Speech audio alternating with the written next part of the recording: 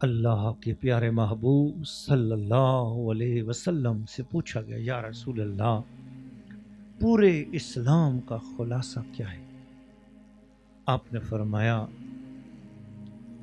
فَإِنَّ سَنَامُ ذُرْوَةَ الْإِيمَانِ التَّقْوَى، اللہ کا ڈر، اللہ کا خوف ایمان کی اونچی کوہان ہے، ایمان کی بلندی ہے اللہ کا خوف۔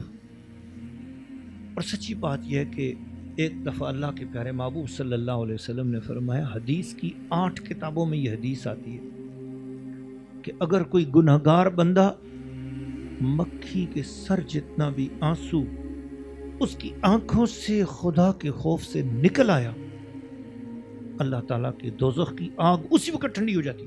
دوزخ کی آگ مکھی کے سر جتنے آنسو خدا کے خوف میں کسی گنہگار کی آنکھوں سے نکل جائے، دوزخ کی آگ اسی وقت بجھ جاتی ہے۔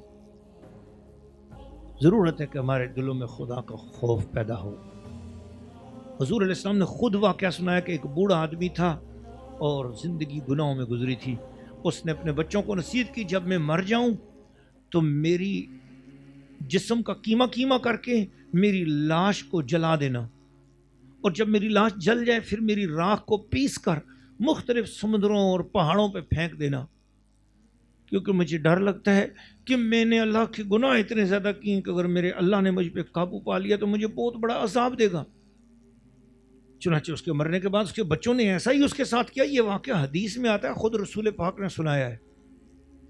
نبی پاک علیہ الصلوۃ والسلام فرماتے ہیں کہ اللہ تعالیٰ نے اس کی جب خاک مختلف جگہوں پر بچوں نے پھینک دی تو اللہ نے خاک کے ذروں کو جمع کیا اور حکم دیا کہ زندہ ہو جا۔ وہ بندہ دوبارہ زندہ ہو کے رب کے سامنے کھڑا ہو گیا۔ رب نے فرمایا، میرے بندے تو نے اپنے ساتھ ایسا سلوک کیوں کیا؟ وہ اس وقت رو پڑا اور رو کر کہنے لگا، خشیتک، اے اللہ میں تجھ سے ڈر گیا تھا، میں تجھ سے ڈر گیا تھا۔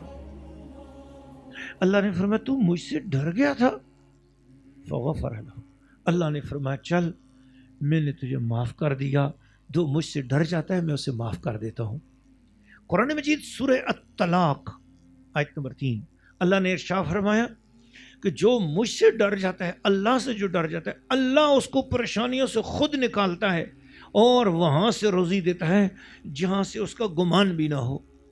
اللہ کا ڈر اپنے اندر پیدا کر لو، اللہ کے سامنے ڈر جاؤ اور ڈر کر نماز کے پابند ہو جاؤ، اللہ سے ڈر کر قرآن کی تلاوت کرنے والے ہو جاؤ، اللہ سے ڈر کر ماں باپ کا ادب کرنے والے ہو جاؤ، اور اللہ سے ڈر کر اللہ کی مخلوق سے پیار کرنے والے ہو جاؤ۔ دنیا بھی تمہاری، آخرت بھی تمہاری۔